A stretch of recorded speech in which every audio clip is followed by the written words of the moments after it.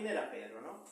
Bueno, Pedro, sabemos que todo lo que sabemos de Pedro lo sabemos por la Biblia y algunas fuentes patrísticas. ¿Y eso qué es? ¿Eso qué es lo de la patrística? La patrística son los padres de la Iglesia, ¿vale? Y sus escritos, ¿no? Luego, si tengo tiempo, explico un poquillo más de ese tema. Pero ellos fueron muy importantes porque si sabemos que la Biblia es suficiente para salvación, en parte es porque los padres tuvieron la misión de que la palabra de Dios la tengamos hoy y ellos cuidaron de ella y compilaron hasta que llegara a la forma que tenemos hoy en día la Biblia, ¿vale?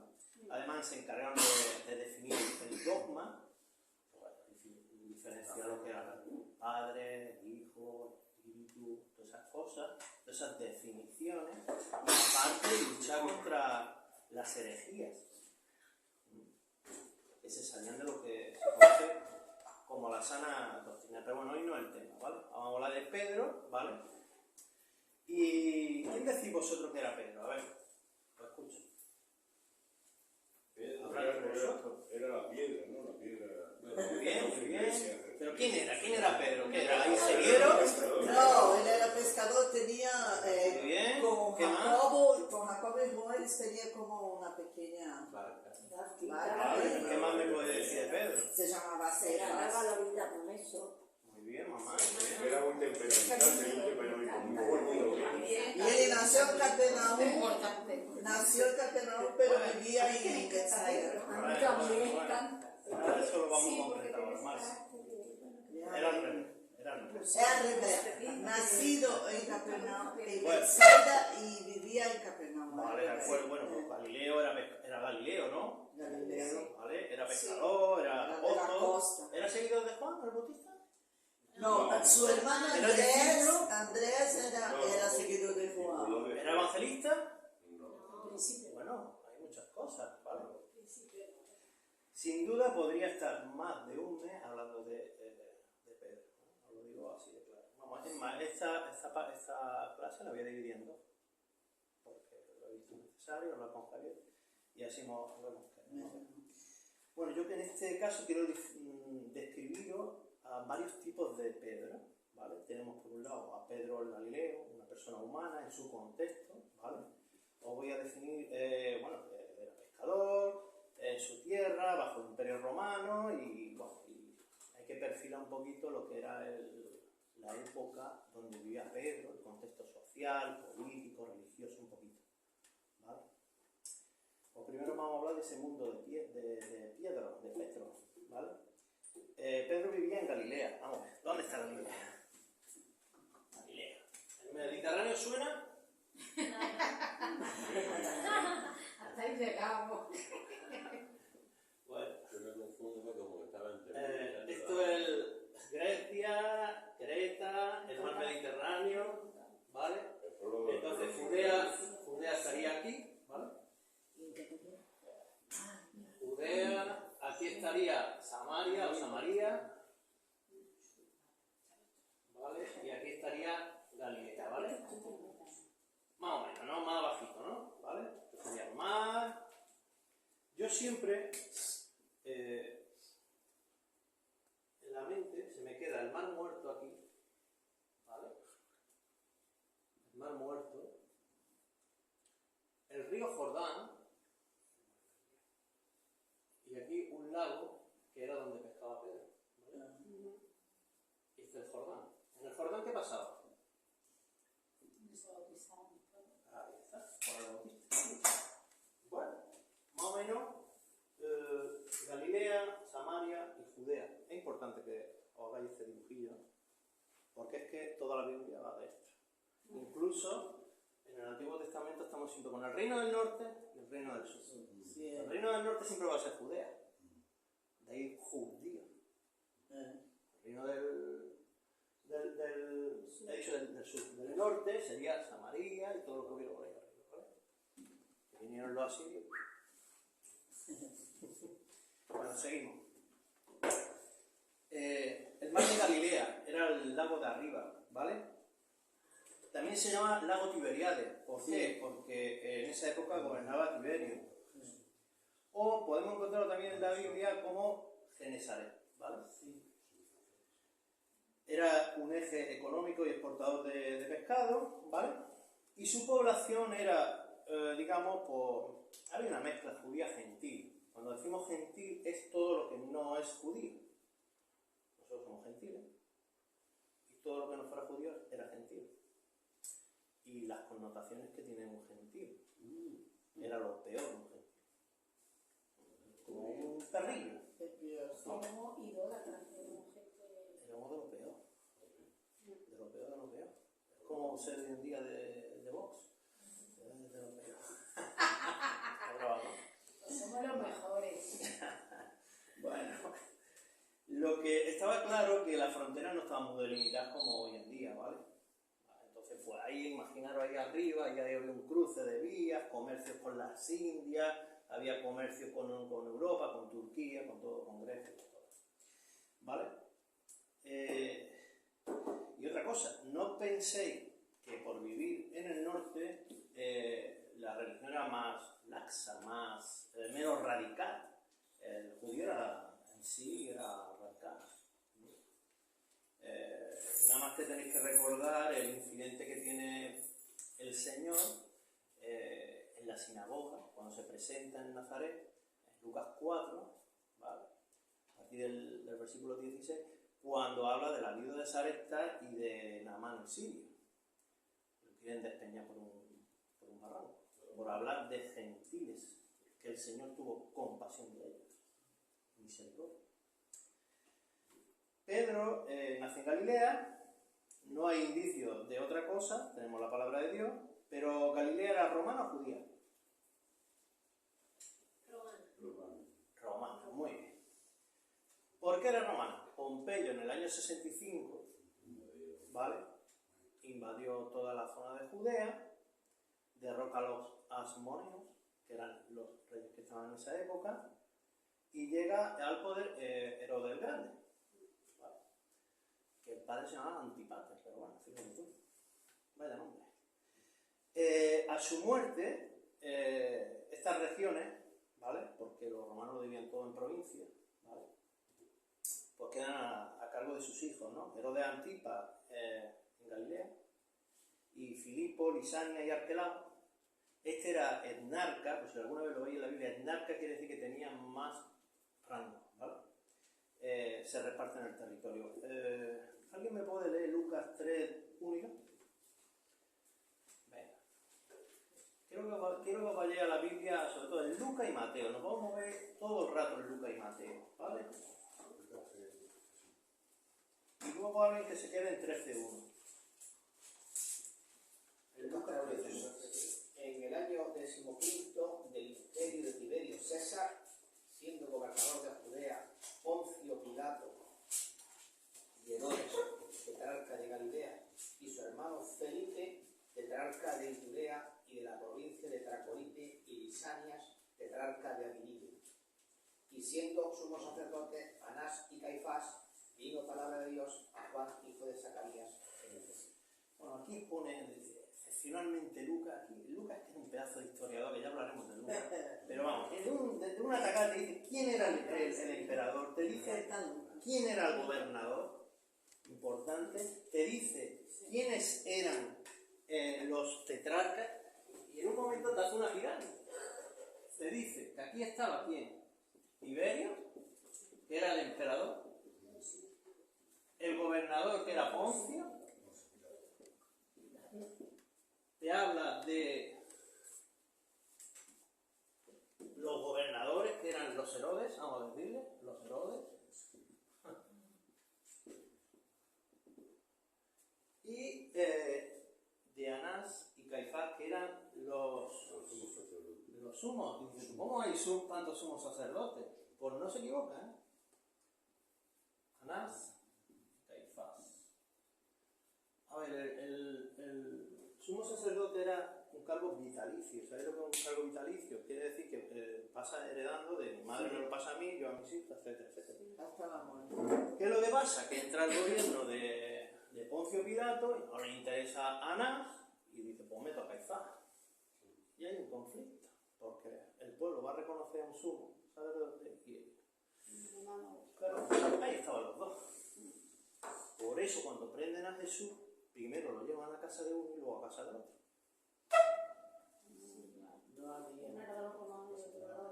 Así es la pelea. Bueno, pues ahí tenemos esa tensión que había en todas esas provincias y un gobernador muy perverso. ¿Quién iba a leer Lucas 13:1?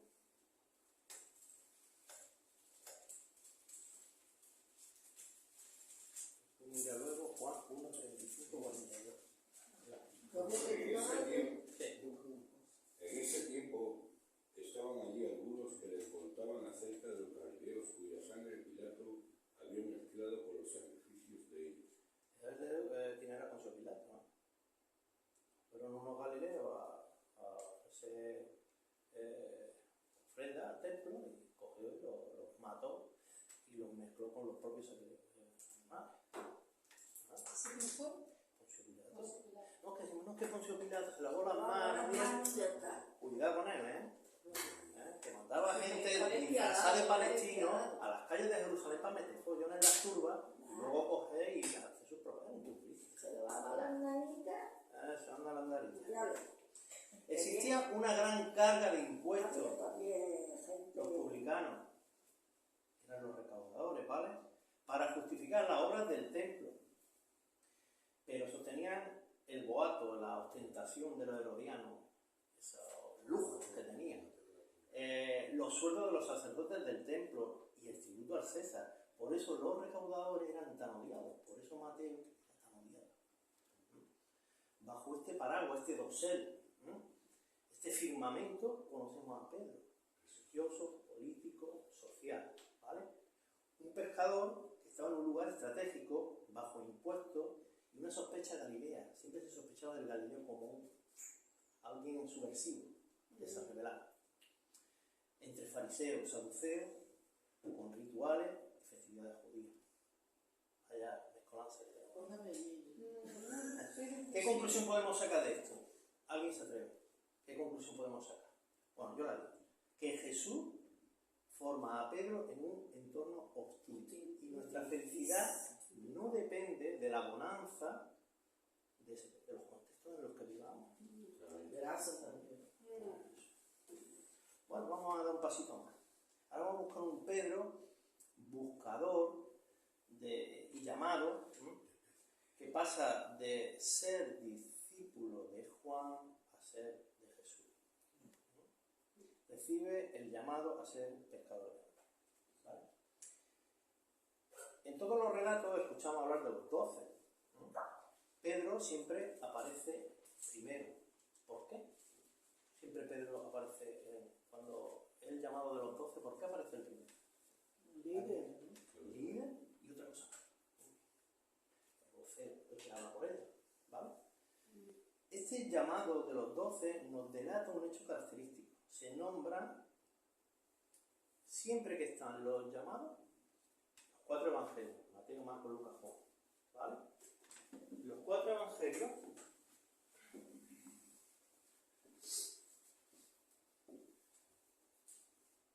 los llamados se hacen en 3 grupos de 4. 4 por 3, Los 12. los 12 apóstoles, ¿no? Los apóstoles. ¿Vale? Pero el primer grupo siempre es Pedro, el primero, siempre. ¿Vale? El llamado de los 12 nos delata un hecho característico. Vale. A Pedro siempre le acompañan otros 3. Se cree que estos formaban un círculo más íntimo con Jesús y estaban en los momentos más importantes. Está la canción que está en la transfiguración, está en Getsemaní. Sí. ¿Quién era? Cuando resucitó la niña. Venga, ve a alguien que no haya hablado. Venga, ¿quién era? Esos que iban siempre con Juan, con Pedro. Habían 3 que siempre. Vieron una pista, uno de ellos era el hermano. Andrés, Juan y Jacobo. ¿Vale? Claro, no hay que confundirlo con el hermano Jesús. ¿Qué podemos extraer? Si Jesús, en su humanidad perfecta, no pudo tener una relación con los 12, sino que a uno tuvo que darle una mayor intimidad que a otro, otra intensidad, no esperemos que cualquier líder o pastor nos pueda hacerlo, pueda pretenderlo. Somos humanos y así, no podemos darle la misma medida. Pero ahí creo que Jesús no nos lo podía dar, pero no por él, por la falta de amor de él, sino porque los apóstoles, cada uno, también en su corazón, uno era más apegado, menos apegado, es por la personalidad nuestra, no por lo que le faltaba a Jesús. Es diferente. No quiero decir sí que estamos incompletos, entonces no le podemos dar a los demás. Pero Jesús no era porque a él le faltaba, sino porque los discípulos no todos eran igual de predispuestos, igual que Juan decía que era más amoroso que otros. ¿Tú me entiendes a lo que me refiero? puede ser lo que tú dices. Puede ser. Claro. Pero lo que le dice la Escritura es que había un círculo más íntimo. Claro. Sí, eso es lo que dice la Biblia. Pero no por la falta de corazón de Jesús. No, nadie ha dicho de falta. No, por eso me refiero que, como tú lo has comparado con el pacto, y es completamente Claro, diferente. porque ni aún Jesús podía en todo momento mirar todos los detalles de cada uno. Él tenía personas más cercanas y otras menos cercanas. Bueno, seguro que tenéis alguna persona en la vecina que os acercó a Jesús. ¿Queréis compartirlo? Andrés, a mí Andrés, mi hermano. A mí mi vecino me llevó a Cristo.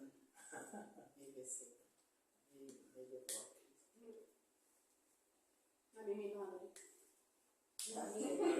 Qué cosa. A mí es muy cariño. ¿Qué? Y a mí ella.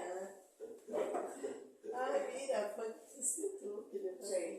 ¿Quién fue la persona? Ella venía a mi casa, desayunábamos, comíamos y orábamos. Y a nosotros nunca le hemos dicho a ella nada.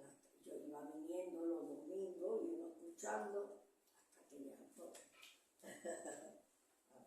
todo. Siempre la hemos respetado a ella, siempre. Es verdad. Muy bien. Otras personas, pues no, pero nosotros nos cogíamos las manos para el desayuno, para la cena, para la merienda, para todo, para la comida. No todo el mundo ve Pero nosotros, mi marido, hasta que él la conoció, mi marido no Para bendecir la mesa. Para ¿Eh? bendecir la mesa. Pero ella, su Yo corazón siempre lo hago cuando quedo con él. siempre nosotros, desde que él fue el cargo de la novia, No podía siempre la hemos dicho, mis hijos.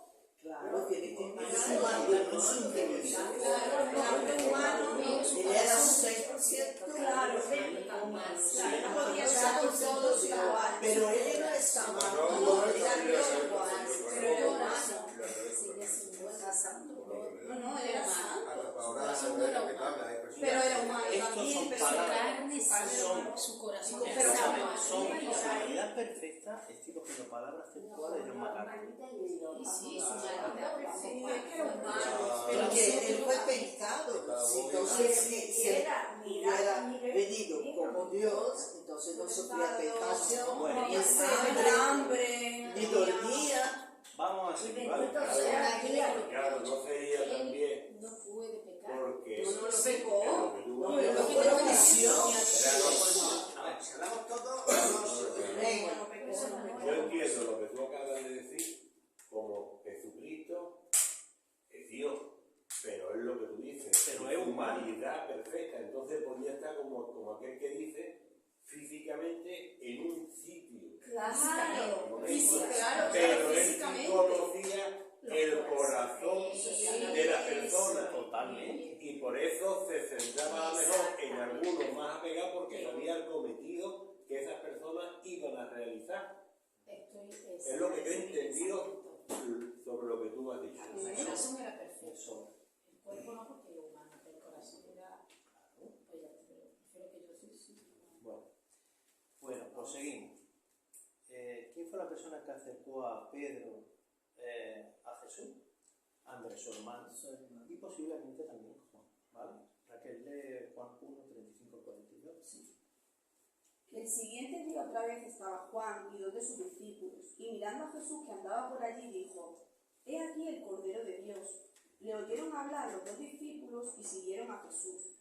Y volviéndose Jesús y viendo que le seguía, les dijo: ¿Qué buscáis? Ellos le dijeron: Rabí, que traducido es maestro, ¿dónde moras? Les dijo: Venid y ved. Fueron y vieron dónde moraba, y se quedaron con él aquel día, porque era como la hora 10. Andrés, hermano de Simón Pedro, era uno de los dos que habían oído a Juan y habían seguido a Jesús. Este halló primero a su hermano Simón y le dijo: Hemos hallado al Mesías, que traducido es el Cristo. Y le trajo a Jesús. Y mirándole Jesús, dijo: Tú eres Simón, hijo de Jonás. Tú serás llamado Cefas, que quiere decir Pedro. El siguiente, ¿hasta 43 o 42. Bueno, pues ahí... Perdón, ¿tú has leído Juan 1? Sí, Juan 1 del 33, no, del 35 al 41. Bueno, ahí habla que Jesús, al día siguiente Juan para el Bautista, ¿vale? Y dos discípulos de Juan, mirando a Jesús, mira, ese es el Cordero de Dios. Entonces, esos dos discípulos le siguieron a Jesús, ¿vale? Siguieron a Jesús y le dijeron: ¿dónde moras, no? Entonces, uno dice que era Andrés, el hermano de Simón Pedro, ¿vale? Uno de ellos, y el otro, uno de los que había ido a Juan y había seguido a Jesús. Yo primero a su hermano Simón le habló del Señor, y al día siguiente pues fueron llamados de... Entonces queda claro que Andrés era seguidor de Juan el Bautista, y probablemente Pedro también lo fuera. No es menos cierto que en el Nuevo Testamento aparecen varios Simón. ¿Me podéis recordar alguno? ¿Algún Simón? ¿Te acordáis por ahí? Simón, el celote. El leproso, Simón de Cirene, Simón el fariseo, el padre de Judas también se llama Simón, etc. ¿Vale? El nombre de su padre era Juan, a veces llamado Jonás, dice la palabra. ¿De dónde era Pedro, Marcia? De Betsaida, pero Vale, vivía en Juan Capernaum. 1:44. Sí, 1:44. Dice: Y Felipe era de Betsaida, la ciudad de Andrés y Pedro. Sí, pues él vivía en Betsaida. Él nació en Betsaida. ¿Vale? Betsaida es una ciudad que está un poquito más arriba del lago Tiberiades, del lago Nazaret, el mar de Galilea. El Señor le otorga otro nombre, más bien un apodo, un sobrenombre. Pues Pedro en griego es roca, o un trozo de roca, lo que es una piedra. Un trozo de roca es una piedra, ¿verdad? Y él le llama Simón Pedro, en arameo era Cefas, ¿vale? Es como un bautismo teológico, ¿no? Tú eres Cefas, te vas a llamar de otra manera, porque tú vas a ser algo duro, una piedra, ¿no? Teológico, sí. ¿Cómo era Pedro? Como lo ha descrito muy bien Emilio, era ansioso, agresivo, valiente, era franco, ¿no? Ferviente. No tardaba mucho en hablar, era más, ¿cómo se dice hoy en día? Era un poquillo loca, un poquillo ¿Cómo se loca. dice el temperamento de él? Era una mezcla, ¿no? Por su naturaleza, Simón era impetuoso, era inconstante y poco digno de confianza. Luego iremos otra vez a eso. ¿Cómo somos nosotros? Pensamos. Somos impetuosos, somos ansiosos. Pero de antes, estamos hablando del primer Pedro. Después, vamos a ver la diferencia. Era la típica persona que no acaba lo que promete. El primero en entrar y el primero en salir. ¿Vale? ¿Alguien me puede leer Santiago 1:8 y después Lucas 22:31? Santiago 1:8 y Lucas 22:31. Mateo 4:18. ¿Santiago 1 qué? 1:8. Pues el hombre de doble ánimo es inconstante en todas sus caminos. A mí me recuerda un poquito a Pedro, ¿no? Este hombre de doble ánimo. Jesús le puso roca para recordarle lo que debía de ser, y cuando le llamaba Simón, le recordaba su antiguo yo. Y eso podemos ver en la escritura. Lucas 22:31. 31, voy a leer. Dijo también el Señor: Simón, Simón, Satanás os ha pedido para zarandearos como a trigo. trigo. Le dice por 2 veces, Simón, Simón. Da la coincidencia que cuando el Señor, la mayoría de las veces, se refiere a Simón, Usa al viejo hombre, ¿no? efectivamente. Cuando habla de Simón Pedro, ya es otro hombre. ¿Vale? Y ahí pues debe de haber llegado el punto que cada vez que Jesús que cada vez que escuchaba de Jesús y le decía Simón, Pedro temblaba. Ahora es la que me va a caer ahora. Pedro necesitaba de una transformación y esta se produce después de su llamado. Recordémoslo, Raquel, Mateo 4:18. Dice, andando Jesús junto al mar de Galilea, vio a 2 hermanos, Simón llamado Pedro y Andrés su hermano, que echaban la red en el mar, porque eran pescadores. ¿Sigo? ¿Sigo? Hasta el 4:18, Sí. sigue hasta siguiente. Dice, y les dijo, venid en pos de mí y os haré pescadores de hombres. Ellos entonces, dejando al instante las redes, le siguieron. Vale. Lucas 5:1 da una explicación de la pesca milagrosa y añade, y viendo esto, Simón Pedro cayó de rodillas. Ahí que estamos, Simón Pedro como con un corazón en la mano, ¿no? Cayó de rodillas diciendo, apártate de mí, Señor, porque soy un pecador. Reconoce su... Lo reconoce. Entonces, de ahí es que yo digo, ¿por qué decíamos antes que era poco digno de confianza? Él lo admite. Él dice, apártate de mí, Señor, que yo te condeno. Él reconoce su... No podemos negar que fuera una persona con un corazón errado. ¿Qué conclusiones podemos sacar? Que Pedro llega a Lo Jesús. importante es que se arrepintió el mismo. Que no el arrepentimiento y entonces tiene el perdón del Señor. Claro, Por el arrepentimiento que tuvo Pedro. claro. Pero porque Sí, reconoció y que reconoce que... era lo que era. Imperfecto. Sí. Perfecto. como todo. Sí lo reconocía. Y que Jesús era Dios, porque yo, ¿cómo ha pasado eso? Si pasamos toda la noche y no tenía nada. Y ese hombre dice, ve ahí. Pedro llega a Jesús a través de Juan el Bautista, que predica a su hermano Andrés y a Felipe, que era de la misma ciudad. En Juan 1:44 dice, y Felipe era de Betsaida, la ciudad de Andrés y Pedro, ¿vale? En evangelismo se habla de evangelizar a nuestro círculo íntimo. Lazos familiares, amistad, son los primeros que tenemos a nuestro alcance. Así también lo hacía, o pasaba en la Biblia, ¿vale? En la palabra. Bueno, ahora vamos a otro. Antes, ¿qué rasgo de carácter ves en ti que Cristo quiera redimir para vuestro servicio? Bueno, pues eso ya cada uno en su mente, pues, que vaya pensando y meditando en esas cosillas, ¿no? ¿Cuál es la pregunta? Pues, ¿qué es lo que quieres que Cristo cambie de tu carácter? Igual que de Pedro era ansioso, impetuoso. Que Jesús diga, más hermano. Bueno, ahora viene otro Pedro, un Pedro que es el líder de los apóstoles, su vocero, y ya se lo presenta dentro del grupo. Mira, cuando hablamos de Jerusalén estaría abajo y Galilea arriba, ¿no? ¿Vale? Pero en realidad tenéis que pensar así. ¿Por qué? Porque Jerusalén está en lo alto.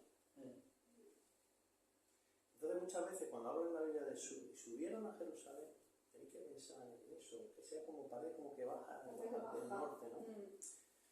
Entonces, ¿qué se siente cuando los míos o los de nuestro entorno no aceptan nuestra fe?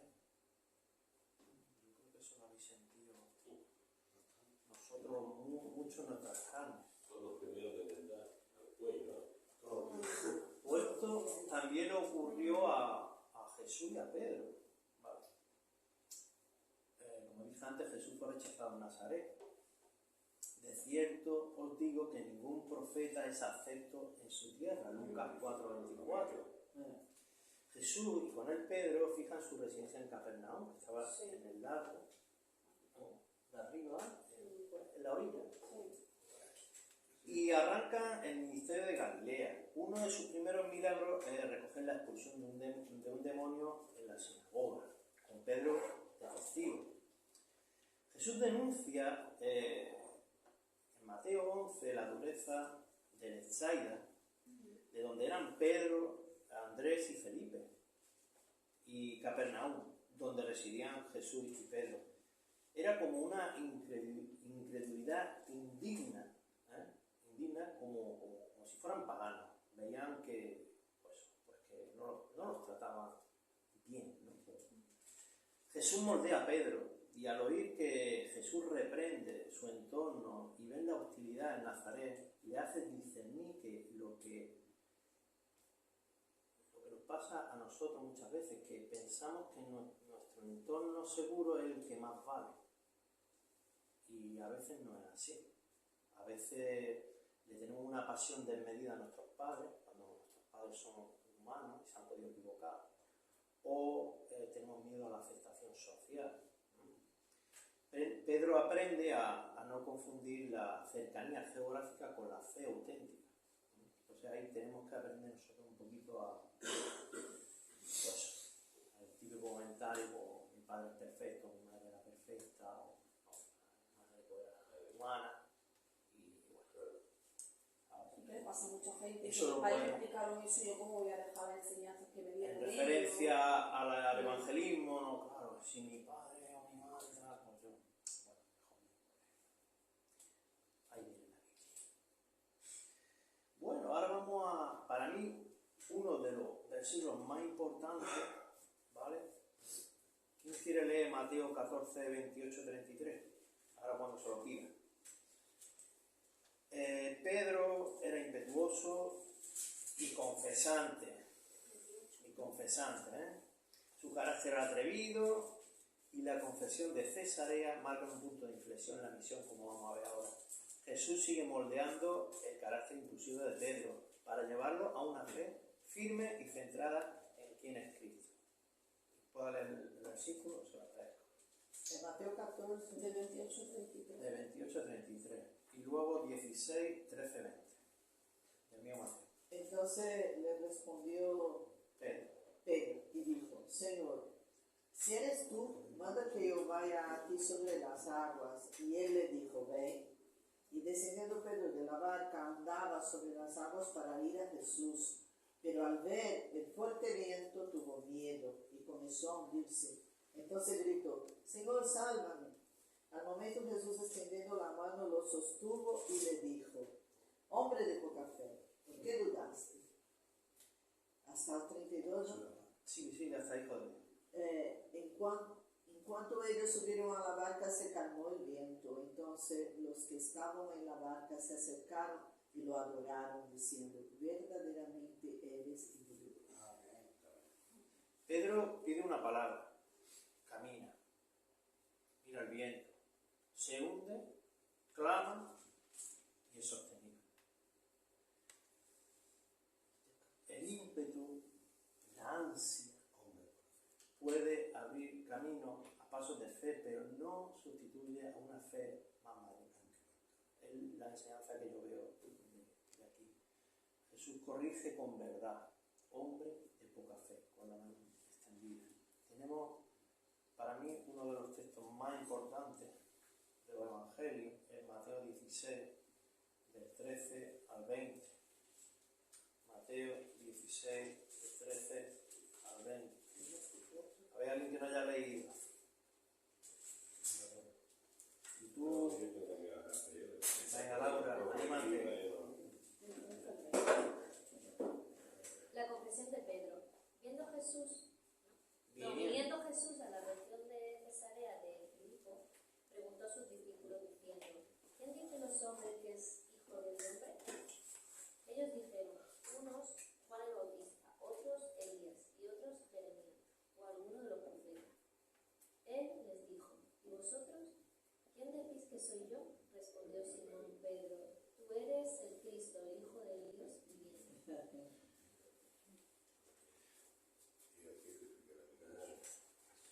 Filipo estaba más al norte. Dicen que después de este evento, Jesús y el grupo ya lo único que hicieron fue subir hasta la cruz.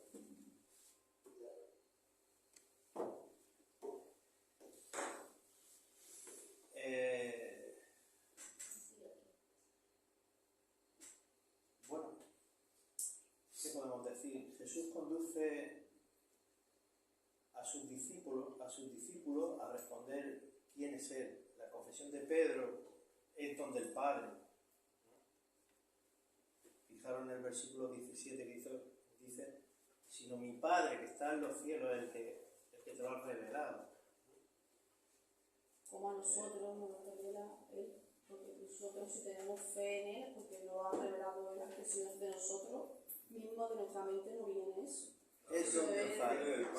Viene del Padre, nosotros ahí, totalmente, claro. Y le dice sobre, le da la promesa de edificar la iglesia. Edificaré mi iglesia. Jesús está diciendo que tendrá victoria al resucitar. ¿Verdad? Amén. Le está diciendo, si va a edificar una iglesia es que Él va a triunfar. Eso lo está diciendo. ¿Vale? Una lectura católica busca a Pedro ser la piedra que sostendrá la iglesia. De ahí los papas. ¿Vale? Los descendientes de Pedro, nada más lejos de la verdad. El mismo Pedro enseña que la piedra es Cristo. Hechos 4:11 dice, este Jesús es la piedra reprobada por vosotros, los edificadores, la cual ha venido a ser cabeza de árbol. Y también 4:11 y 1 de Pedro 2 del 4 al 8 igual. Aun si fuera Pedro, en ningún lugar habla de que Roma, ni de sucesión, ni de atar y soltar, como si fuera algo exclusivo de Pedro. Eso no es bíblico. ¿Vale? Jesús entrega la autoridad delegada para la misión a Pedro, sí, pero no solo a él, también a Felipe, a Pablo, a Bernabé, etc. ¿Vale? Conclusión, ¿en qué áreas de tu vida tiendes a salirte de la barca y luego dudas? Muchas veces. Bueno, voy a hablar ahora de 3 episodios donde Pedro, probado por la oposición, que va subiendo, va creciendo, existe pues un mayor crecimiento de las ganas de matarlo a Jesús y a su grupo, ¿no? ¿Vale? El primero es que aunque Pedro no aparece en primer plano, toda la atención se la lleva a Jesús, evidentemente, forja el carácter del grupo. ¿Vale? Después de la confesión de Pedro, Jesús lleva a Pedro con Jacobo y Juan al monte y allí ocurre la transfiguración. ¿Vale? Ven la gloria del Señor y la aparición de Moisés y Elías. Mateo 17:5 dice así, Mateo 17:5, mientras él aún hablaba, una nube de luz lo cubrió, y he aquí una voz desde la nube que decía, este es mi Hijo amado, en quien tengo complacencia. A él oí. Jesús es el sumo, y Pedro estuvo presente. Mateo 17, 24, 27. Lo voy a parafrasear yo, ¿vale? Hay que es lo que ocurre. Este es el segundo episodio que quiero contar de Pedro. Allí ocurre que estaban en Capernaum y los cobradores de impuestos le dicen a Pedro, en referencia al impuesto del templo, le dice y le preguntan a Pedro si Jesús tenía que pagar. Eran 2 dracmas o lo que se llama didracmas. 2 dracmas. ¿Vale? Jesús, anticipándose, le plantea: ¿de quién cobran los reyes los tributos? ¿De sus hijos o de los extraños? Y Pedro le dice: pues de los extraños. Entonces Jesús les dice: el Hijo Jesús está exento. ¿Por qué? ¿Por qué le dice eso? ¿Por qué está exento Jesús? ¿Quién se lo dijo? Lo voy a explicar. No, pero La pregunta, me vuelvo a repetir esa parte. Jesús le pregunta a Pedro, adelantándose a lo que ya le habían preguntado a Pedro, y le dice: ¿de quién cobran los reyes los tributos? Y Jesús le dice, de los hijos, los reyes, o los extraños. Y Pedro le dice, de los extraños, porque el rey no le va a cobrar a sus hijos. a su hijo, a su hija Leonor, le va a cobrar dinero, evidentemente. Se lo cobra a otro, ¿no? Y entonces le dice, entonces el hijo está exento. Y yo digo, ¿por qué? Porque el templo, que es donde se pagan los tributos, los 2 dracmas, ¿de quién es el templo? ¿Cómo? ¿De quién es el templo? El Señor de Dios. De Dios. ¿Y Dios quién es su hijo? Pues dice que el hijo está exento. El mismo dice, yo te siento. Eso es, ya está. Ahí se va, ahí como aquí como que yo soy Dios también. Claro. Y soy el Señor. Vale. Claro. Es buena esa. Ahí le da el... Por extensión, quienes pertenecen a Cristo, nosotros participamos de ese privilegio, de esa gracia. Así el pasaje afirma la identidad divina de Jesús y la condición de sus discípulos como hijos. Sin embargo, para no ofenderle, Jesús ordena a Pedro que vaya a pescar. Para que no vaya a ofender, lo dice la Biblia. Del primer pez que salga, que se llama estartero, que son unos pescados muy grandes, que van, sí, ¿verdad? Hasta 8 kilos, ¿no? Porque dice, tú un pescadillo, vamos a hacer una moneda. Pues saca de ahí 4 dracmas. Toma 2 míos y 2 tuyos, Pedro. Demuestra autoridad, demuestra sabiduría y demuestra humildad. Por último, está la discusión de quién es mayor. De Mateo 18, del 1 al 5. Jesús pone a un niño en medio, ¿vale? Y le dice que hay que volverse, cambiar la mentalidad, en griego la metanoia. Un cambio de dirección en tu vida. Yo voy para allá, cambio mi vida y vengo para acá. ¿Vale? Hacerse como niño humilde, dependiente y sin pretensiones para entrar y ser grande. Se dice todo lo cree, seamos todo lo cree, porque en ella todo lo cree. Correcto. Recibir a los pequeños en su nombre equivale a recibir. ¿A quién? ¿Mamá? ¿Al mismo? Señor. Mi madre siempre acaba con la palabra Señor. Entonces, yo quiero decir Señor, no digo a él. Siempre. No sabía que lo iba a hacer. Señor. Ella dice el Señor. Cuando me pregunta, ¿y quién se tiró al agua? Dice el Señor. Es verdad, ¿verdad? Todo lo puede. Claro que sí. Demuestra humildad, grandeza, acogida, no, pero no de rango, no de galones. Jesús, después en 18, del 15 al 22, Mateo, manda a perdonar 70 veces 7. El perdón cristiano no lleva un contador, hermanos, no podemos coger y decir, bueno, ya le he perdonado una vez. No, tienes que perdonar todas las veces que te han perdonado. Exactamente, pero ahí antes de decirte que perdone, hay una, te dice la comisión anterior, te dice, si te pide perdón, perdona 70 veces. Si viene tu hermano y te pide perdón, ¿cuántas veces hay de perdonarlo? 70 veces. Pero no te dice que no te pide perdón. A tu vez, sí. Lo dice ahí. Léelo en anterior, dice ese tu hermano. Míralo, léelo, Mateo, del 18 al 15 al 20, léelo. Mateo. Da las condiciones. 18, Lo que tú dices. Dice, si tu hermano te pide perdón. Sí. Y al 22. Esto no te dice que no tengas que perdonar, pero el Señor también te dice, Sí, de eso yo escuché una predicación hace mucho más. Por ¿Sí? tanto, sí.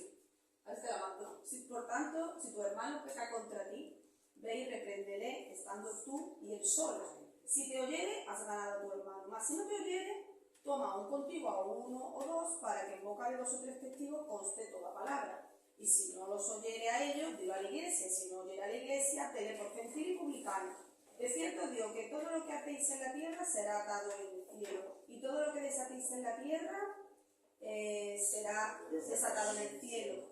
Y otra vez os digo que si dos de vosotros se pusieren de acuerdo en la tierra, acerca de cualquier cosa que pidieren, les será hecho por mi Padre, que está en los cielos. Porque donde están los otros congregados en mi nombre, estoy yo en medio de ellos. Entonces se le acercó Pedro y le dijo, Señor, ¿cuántas veces perdonaré a mi hermano que peque contra mí? ¿Hasta 7? Jesús le dijo, no te digo hasta 7, sino aún hasta 70 veces 7. Exactamente. También hay otra cosa que dice Eso no quiere decir que tú en tu corazón no puedas perdonar a esa persona, pero te está explicando bien la condición de los perdones. Por una razón dice, si no te quiere escuchar por su mala conducta, dice, tenlo por gentil. Es decir, considera que no tiene fe, que es una persona que no... Bueno, vamos a decirlo de otra manera para Venga. ¿Cómo es la doctrina? La doctrina del perdón es que ¿cuándo se debe perdonar? Sí. Vale. Entonces, ahí, si no te oye, no quiere perdonar. Entonces, la persona que ha ido para intentar arreglar el problema, ha cumplido de acuerdo a la palabra. No, pero ella lo que dice es que si a ti no te viene a pedirte perdón, no tienes por qué ir tú. Eso es lo que No, quiere decir. no tienes por qué perdonarlo. Te está diciendo lo que ha dicho ahora, que si tu hermano viene y te Por eso, si viene, si no viene, no, también te dice que tú vayas a arreglarlo. Ah. Pero te está diciendo que si la persona no te quiere escuchar, que es lo mismo. Porque si no es te que yo viene- tenía esto como un resumito y que me hace Para falta. el tema. Bueno, ya está. Pero como ha surgido y lo has dicho... Sí, es correcto, sí, tienes que ir a la comunidad, tienes que decirlo en la iglesia, Tienes que tienes que arreglarlo. Entonces, lo que quiero decir Que la es persona que que, me refiero que la persona que comete, vamos, que peca y atenta contra sí, la hay un iglesia, procedimiento, pero no yo no. es todo pasarle la mano por la... Sí, la mano. Eso, hay que disciplinar. Sí, pero yo no estoy hablando de eso. Dice que el que no perdona, Un momento, porque tengo 10 minutos para acabar y me quedan 2 no folios. perdona, Dios no le perdona su pecado. Luego seguimos, venga. Yo lo que quiero decir es que el perdón no tiene contador, no es que te tengas que perdonar una vez ni 5 veces. Lo que quiero decir es que la disciplina busca ganar el hermano y siempre va unida con una actitud de perdón ilimitado. Esa es la conducta, o al menos lo que yo aprendo de la Biblia. Pedro aprende a vivir el perdón y la humildad, a comprender que el reino alcanza a pecador, a samaritano, a gentil, justo antes de la irrupción final de Jerusalén. ¿Vale? Vamos a hablar de la última semana. Pedro en la caída, ¿vale? El tropiezo de Jerusalén y clave para una futura restauración. La entrada en Jerusalén fue triunfal, pero existía una creciente hostilidad que buscaba matar a Jesús, ya desde hace bastante tiempo. Juan 4:18 dice, por esto los judíos aún más procuraban matarle, porque no solo quebrantaba el día de reposo, sino que también decía que Dios era su propio Padre, haciéndose igual a Dios. Esto nos parece increíble, ¿no? Pero en otros países ocurre. Ahora voy a volver a leer Lucas 22, del 31 al 34, para... ¿Cómo quieres leer tu magia? A ver, Lucas 22, 31, 34. Lucas 22, 31, 34. Jesús no se amiga así. Dijo también el Señor, Simón, Satanás os ha pedido para zarandearos como a trigo, pero yo he rogado por ti para que tu fe no falte, y tú, una vez vuelto, confirma a tus hermanos. Y él les dijo, Señor, estoy dispuesto a ir contigo no solo a la cárcel, sino también a la muerte. Y él le dijo, Pedro, te digo que el gallo no cantará hoy antes que tú niegues 3 veces que me conoces. Bueno, ahí Satanás os ha pedido para zarandearos, plural, pero ha rogado para ti, en singular. Le está diciendo que ya a pedir por ti, Pedro. Os ha pedido a todo, le ha pedido por, como que Satanás, como que Sí, ya a los yo he rogado por ti, porque sé que tú vas a caer. Sí, poner a prueba. Sé tu debilidad, Ese ese zarandeo que peligra eres tú. He pedido por todo, pero yo sé que tú eres el que va a caer. Pero por ti, me pidió más. Soledad. Tú estás ahí. De que vio cojea. Sí, así, ya se vaya. Ahí hay 3 movimientos. Le advierte, intercede por él, yo he rogado por ti, y confirma a tus hermanos, le dice. Una vez vuelto, confirma a tu hermano. Hay una misión. Y tú cuando vuelvas, confirma a tu hermano. Jesús no endulza la prueba, habrá sacudida espiritual. La la fe de Pedro no depende de su carácter, sino de la oración de Jesús. La caída no cancela la vocación. Aunque él caiga, si no lo sabía, había una vocación. La misión nace de la conversión, del arrepentimiento. Decía Francisco antes, lo que decía Miguel, lo que decía Juan. ¿Vale? Y Pedro, ¿y qué hace Pedro? Bueno, ahora aquí, Ricardo, me parece que quita el episodio en que Pedro lo he matado. No sé por qué. Pero matado no da cuenta. El episodio en que hiere a Malco, que era un siervo de... Cuando arrestan a Jesús, se corta la oreja del... Lo he machacado al final. Y me dio aquí Éxodo 3:14. Cosas del directo, ¿vale? Pero bueno, sabiendo de ese episodio, ¿vale? Que a ver si lo puedo leer. Aquí está, el arresto de Jesús, 22:47. Mateo 22:47. Mateo 22:47. 47 no hay. Es Lucas. Lucas. Lucas Léelo tú, 22. léelo tú. Busca lo de la espada, lo que Pedro se... Bueno, solo esa parte, ¿no? Sí, solo. Lo que ha hecho. Mira, si Marcos sale la Biblia. Lo que ha hecho. Que no sabemos el versículo exacto. Hay una Señor, ahí tenemos la espada, entonces uno dice yo. Mira, entonces Simón Pedro, que tenía una espada, se la desenvainó e hirió, viene en Juan 18. Lo hirió al siervo del sumo sacerdote y le cortó la oreja derecha, y el siervo se llamaba Malco, ¿vale? Pedro hiere a Malco, al siervo del sumo sacerdote.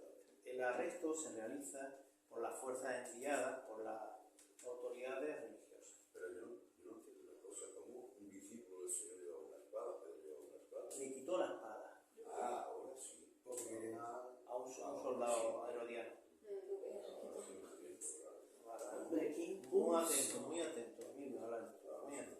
Porque arrancar la oreja de una persona. Jesús es llevado primero a casa de Anás, como decía antes, y luego a Caifás. El celo impulsivo de Pedro no sustituye la obediencia al plan del Padre. Pedro sigue de lejos. Ante la presión, le niega ¿cuántas veces? 3 veces. Antes que el gallo cantara, Jesús le mira. Pedro Dice que la mirada era muy penetrante. Pedro una mirada... rompe en llanto amargo. Su autoconfianza, sin vigilancia. ¿De quién? Claro. Sin vigilancia y oración nos hace más vulnerables. ¿Sabemos a quién nos enfrentamos? La vigilancia que tiene la del que da vueltas como león rugiente. Y de su propia carne, que era también lo que le debilitó, su propia personalidad. La humanidad. Superior. Pero el fracaso asumido ante Cristo se convierte en la puerta de humildad y de una futura fortaleza. Acabamos ya. A ver.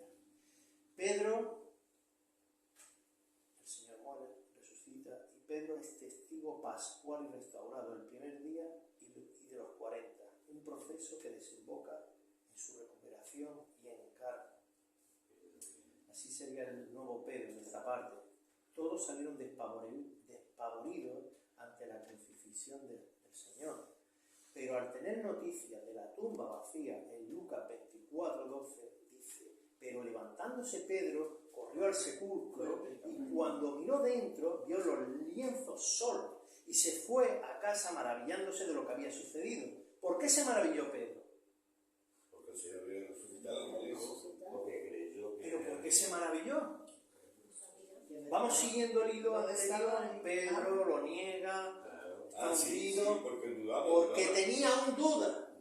Muy bien dicho, tenía un duda. Resucitará. Y al ver los lienzos que estaban allí y el sudario enrollado aparte, vio algo incompatible con un robo del cuerpo y que apuntaba a una salida ordenada tal y como Jesús había anunciado. Eso se transporta eso se Tú has robado un transporta por cuerpo. las aguas que subió por... Y tú no te entretienes al liar También, los lienzos y el sudario. Es que ellos no podían entender. Claro, más sabiendo que había romanos y... Está súper vigilado. Cuidado, que te cogen... Ricardo también tiene conexión cuando andaba por las aguas que dudó, le faltó fe y subió las aguas. Claro, esto es una cuesta. Pedro tenía ahí. Y ahora viene ya el momento en que él sí ya empieza a formarse, evidentemente con la fuerza del Espíritu Santo y del Señor.